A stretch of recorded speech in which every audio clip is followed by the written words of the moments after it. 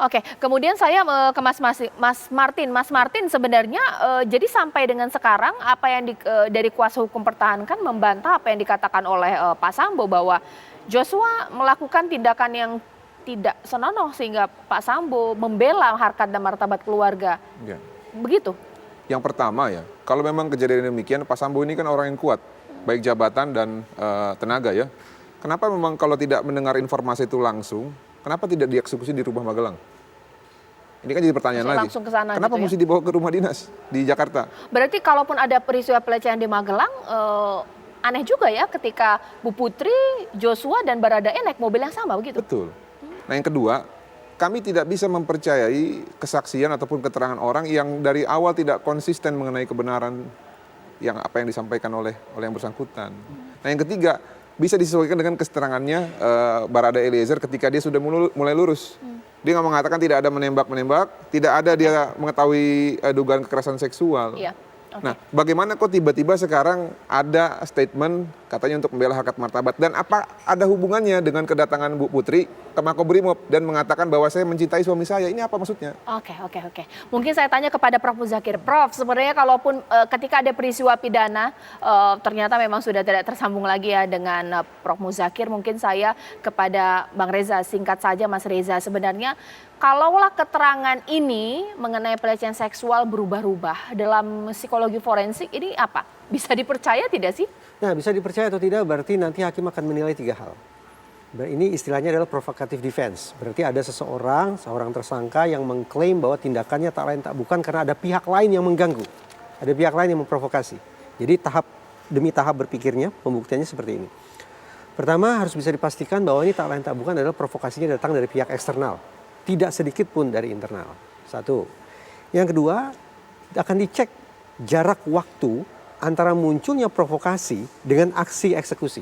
Kalau semakin panjang, ini menandakan bukan provokasi eksternal. Dengan kata lain, seperti yang Mas Martin katakan tadi, ada alokasi waktu yang memungkinkan bagi si calon pelaku untuk berpikir ulang tentang apa yang harus dilakukan. Sebaliknya, kalau memang perilakunya itu spontan, jarak waktu sangat dekat, bahkan tidak ada antara provokasi dengan eksekusi, maka barangkali akan diamini oleh hakim. Itu yang kedua. Yang ketiga, hakim akan melihat kesetaraan antara penyebab dengan perbuatan yang dilakukan. Perselingkuhan dengan pembunuhan disertai dengan perencanaan dan ada penyiksaan, itu sebanding atau tidak. Kalau sekiranya tidak sebanding, tidak setara, maka akan ditolak. Nah, 3 hal ini yang akan diuji di proses persidangan nanti. Akan ditakar oleh hakim apakah klaim menjaga harkat martabat, perselingkuhan, dan seterusnya dalam kurung provokasi eksternal itu bisa diterima atau dianggap ditolak. Oke, mungkin saya kemudian kepada Mas Martin, kalaulah tadi keterangannya bahwa laporan Ibu PC bahwa peristiwa di Magelang ada terjadi peristiwa yang melukai harkat dan martabat keluarga, begitu seperti itu ya. Sebenarnya ini bisa tidak ya bahwa hal ini juga agak rumit ya, karena ketika peristiwa di Magelang ini juga eksekutornya justru Baradae gitu loh. Apakah ini kemudian bisa membantah keterangan ini? Ini seperti apa mungkin? Yang pertama, bisa dicek nanti dari digital forensik ya. Mungkin Pak ahli digital forensik lebih paham. Apa komunikasi Bu Putri pada saat waktu peristiwa ataupun ajudan yang lain kepada Bapak Sambo? Apakah benar itu ada pemberitahuan? Ya, yang kedua, bisa dicek di CCTV di rumah yang di Magelang. Apakah memang ada Joshua ini melakukan hal tersebut gitu, atau ada yang menandakan bahwa ada pergerakan Joshua ke tempat pribadinya Bu Putri. Nah yang ketiga, kembali lagi saya sulit untuk mempercayai ya keterangan orang yang tidak konsisten memberikan keterangan berdasarkan kebenaran. Nah ini juga akhirnya menegaskan juga bahwa locus dan tempus delicti yang mereka laporkan terhadap dugaan kekerasan seksual ataupun dugaannya itu semua gugur.